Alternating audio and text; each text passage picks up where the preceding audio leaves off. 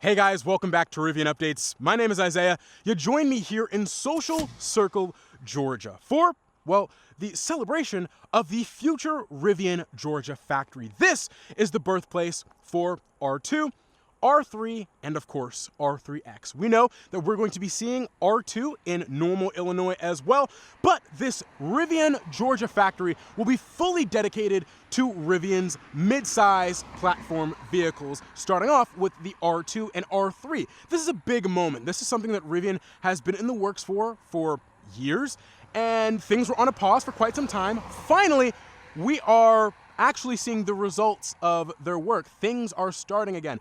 Rivian's R2 General Assembly in Normal, Illinois is kind of finally coming to a close. Soon they'll kind of start pre-production. So what else do? You gotta start construction of your Georgia factory. And that's exactly what this event is all about.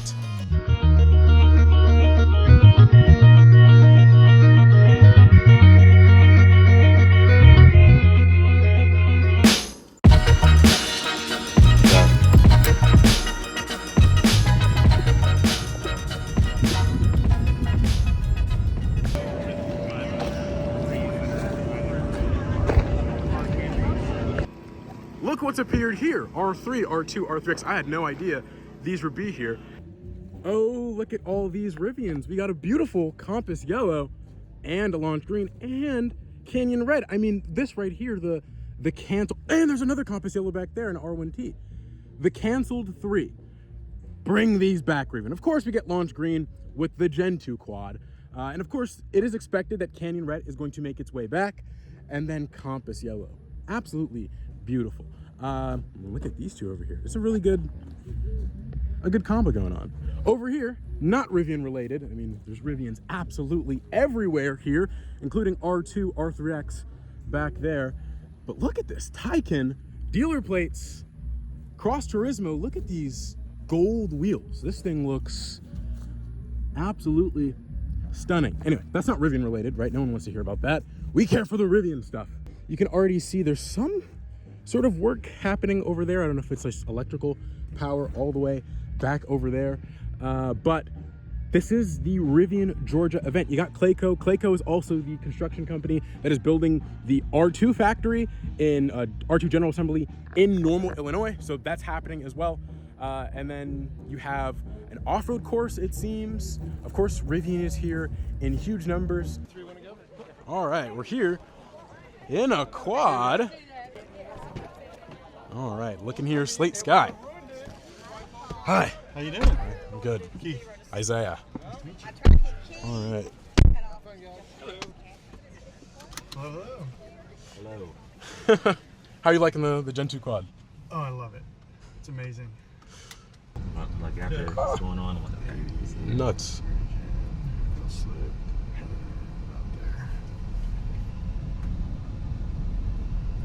Oh wow. Yeah. All right. Love We're going sideways. the dune wheels. All right. Y'all ready? You ready? Yep. There we go. Oh, feel that, yo! Oh no! Oh, this is nuts. Feel that spin. Oh, I gotta do this in my Rivian now. Oh, okay. Moves much better than the old quad. Yeah. Yeah, That rad tuner is really helping. Look at that spin. The old quad did not want to go sideways. Whew.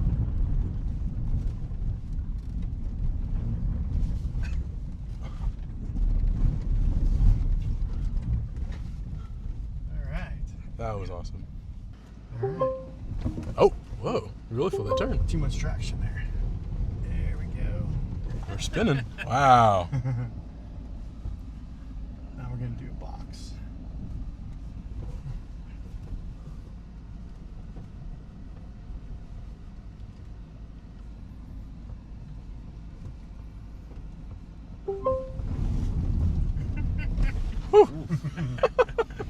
Pretty impressive. Yeah. Now, are these maneuvers recommended for daily use? Well, I mean, it depends on your ground because it won't do it on asphalt. It senses the traction. Okay. Ah. So not in Orlando. Got it. Kicking up In dirt. the sand. Barrel run, holy cow.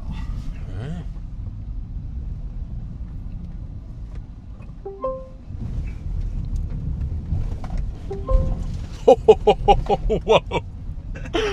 That is super fun. Pretty awesome, huh, guys? Yeah. That's great. Turn that off. So you push in the two. Yes, if you want to go Side right, buttons, you okay. can both right ones. You want to go left, you can go both left ones. Okay. And then you control how much torque you want with the throttle. Nice. It's like a video game. Yeah. It was like a video game. Thank you so much. That was absolutely amazing. Awesome. Great. Glad you enjoyed it. Awesome. Gen 2 quad. Kind of crazy that what this thing can do with a full kick turn. Of course, you got the Gary badge here. Now, something I did not expect to see was R3, R2, and R3X. Did not expect to see those at all. And they're here. Of course, we have R2 in the new silver over there, looking absolutely beautiful. Everyone knows I don't give a damn about R2. I just want R3. Give me R3. I love this color. I love the size. I love the styling. Of course, while I wait for R3, maybe R3X, I will be in an R2. But this thing looks absolutely stunning. I can't believe this is probably like the 5th time that I've seen this at this point, which I, again, did not. If I knew this was going to be here, I would have been here a lot sooner. I did not expect these to be here. And of course, R2 in this new silver color. As we know it, this is just a wrap. So this is the same white R2 that we've seen and that we know of, but it's just a silver wrap. But it gives us an idea of what the future R2 colors will be. And I gotta say, I love this silver. You guys know I drive an LA Silver R1T, and it looks, I gotta say, really, really right. Now here, the R3X, something that I've noticed is this color looks pretty similar to the Laguna blue that we see on the quads, the accent badging, right? The Laguna blue. I'm kind of getting an idea that this is the same color, maybe, and I hope that we could see this on future R1 products, R2, but the R3X color also looks really, really sweet. This is what everyone is most excited for. I think from an enthusiast standpoint, R2, R3, I mean, that's what people actually are going to buy in demand. This car is probably going to be like $60,000, $70,000. It's going to be, you know, limited production in a sense because not everyone's going to afford or buy it, but everyone wants one, which I think shows that Rivian has created something pretty special. But I think everything we've seen from R1, R2, R3X, and then we're looking at the Pebble Beach R1 vehicles. We're looking at the Miami R1 vehicle, the designs. I think Rivian has some pretty interesting creative ideas, and I'm looking forward to seeing more of those in their vehicles. Now, this is the road, pretty much highway, that the state of Georgia has built leading into Rivian's factory. So this will be the road that people who work at the Georgia factory drive in and out of, where visitors can drive in and out of. I imagine Rivian will be doing deliveries here as well. So when you take delivery of your R2 from the Georgia factory, or R3, R3X, you'd be going down this road. It's a pretty wide, long road. It probably goes for a good 3 miles. You can see there's a bike lane as well, which is on brand for what Rivian wants this factory to be. A place where they produce vehicles, but it's also going to have the ethos and the places for people to walk, off-road, ride their bikes, right? Not just be a industrial space, a space where people in the local community can use it to adventure, essentially, which is pretty cool. And yeah, this goes very far down. I mean, these are some wide roads. There's some footage I'll show here on screen where Rivian took of the R2 and R3 driving. It's pretty much down this road, I believe, on a further section. But yeah, this is the very long road that the state of Georgia has built for Rivian leading into their factory. And of course, the factory is all behind those trees. Well, it will be. Of course, as of right now, it's just a bunch of red clay and dirt. But when the factory is officially built, it will be behind those trees. Now, for the viewers who have already watched my other Rivian Georgia factory videos, nothing really new has happened other than this new concept image we have of the Rivian Georgia factory. Other than that, nothing new has really come of it, other than this groundbreaking with the Rivian CEO, RJ Scaringe, and of course, the governor of Georgia, Brian Kemp. But for those who are not up to date with the Rivian Georgia factory fiasco, let's talk about everything we know about Rivian's Georgia factory. So, in 2017, Rivian bought their Norma, Illinois facility after Mitsubishi closed their doors. In late 2022, Rivian started production out of their Norma, Illinois facility with the R1T, subsequently the R1S, as well as the EDV RCV, the vans that Rivian sells to Amazon. But a bit before production of these vehicles, Rivian was already in talks about building another factory. The Norma, Illinois factory was just going to be for the R1 series and the EDV, and Rivian had bigger plans here. And so they reached out to other states put in their options, what could they offer, and eventually Rivian landed on Georgia. Now, as we know it today, all of the work that has happened in Social Circle, Georgia, the site that you saw me visit, has all been completed by the state of Georgia. The state of Georgia has invested almost $200 million in local roads, infrastructure, grading the land. All of what we've seen so far has pretty much just been the state of Georgia. And next will be Rivian forking up, right, the $5 billion to build this factory, paid for by that $6 billion loan that they got from the Department of Energy. Again, loan, mind you, they have to pay like $600 million back in interest. That being said, Rivian found a place. They found a place here just about an hour outside of Atlanta, Georgia, and it was settled in between all of these different counties in an area called Social Circle, Georgia. And this is where we're going to see the future Rivian Georgia factory. And then it was like early 2024, Rivian put a pause on this factory. In fact, I believe this factory was supposed to start production in like 2024, but of course, a lot of things happened and then it was moved to 2026 for production. And then of course, after the R2 unveil, Rivian was like, hey, we're going to put a pause in the Georgia factory, and we're instead going to expand on our Norma, Illinois factory, the first factory that Rivian got, the old Mitsubishi factory. And we're going to build another assembly line, the R2 General Assembly, which is just about completed. It's almost there. And I visited it in July. I mean, the entire structure itself on the outside seems complete. And so it's really the inside now that seems to need work. And soon we'll be getting R2s produced there out of their Normal, Illinois factory. Now, before the R2 General Assembly line was built, the Norma, Illinois factory could produce up to 155,000 vehicles, that being the R1 and EDV. Well, Rivian's only producing less than 50,000 vehicles every single year annually. They're only using 1/3 of the total maximum production that, you know, the factory could handle.